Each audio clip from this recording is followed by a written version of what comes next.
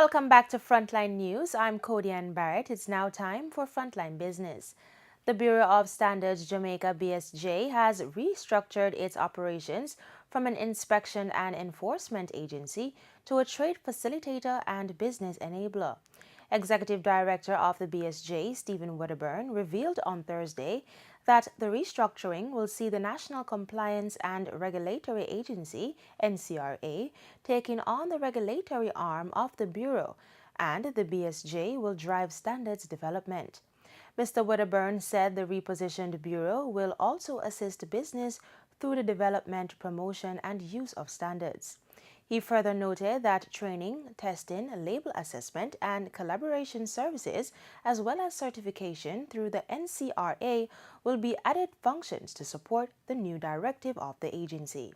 Sagicor Financial Corporation has raked in $115 million in profit despite economic problems in some of its markets.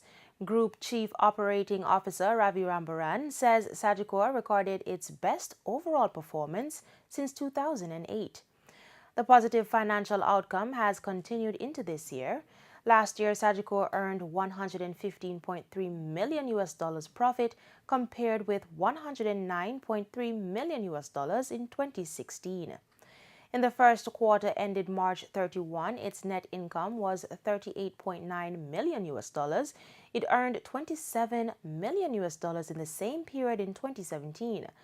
Mr. Miller said about 14% of Sagicor's business was in Barbados, Jamaica accounts for 32%, the United States 24%, and Trinidad and Tobago between 11 and 15%.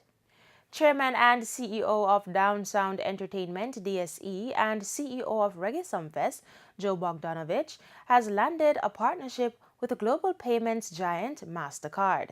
Mr. Bogdanovich says this initiative will see Reggae Sumfest taking the first step towards a cashless festival.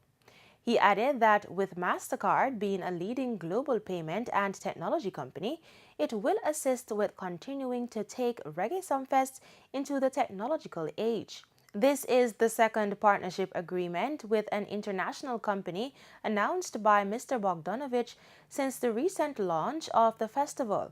The launch is scheduled for July 15 to 21 this year at Catherine Hall, Montego Bay. He had previously announced that North American carrier JetBlue Airways had been confirmed as one of the premium sponsors of Reggae Sumfest 2018. Mr. Bogdanovich said Down Sound Entertainment welcomed the addition of JetBlue to the raft of sponsors. On the foreign exchange market, the US dollar is being sold for an average $129.69. The Canadian dollar is trading at $100.14.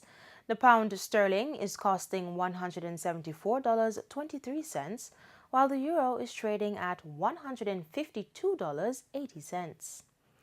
In Friday's trading session, the JSE Combined Index declined by 2,680 points to close at 310,479.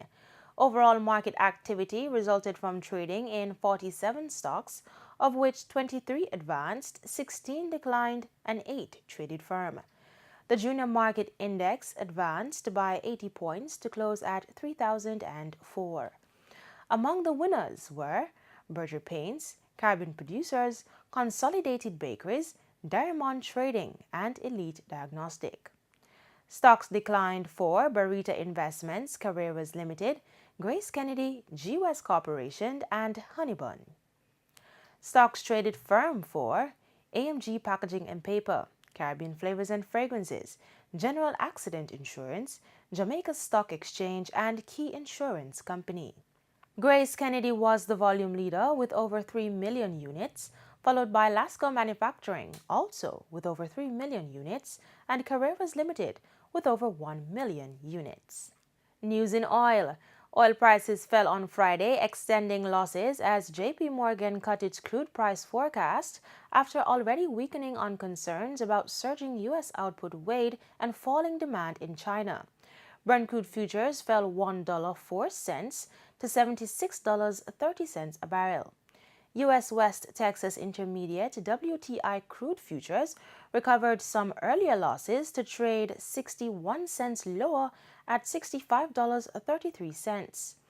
For the week, U.S. crude was set to fall 0.2%, while Brent was set to fall 0.6%. And that's it for Frontline Business. I'm Cody Ann Barrett. Regional stories are next after the break.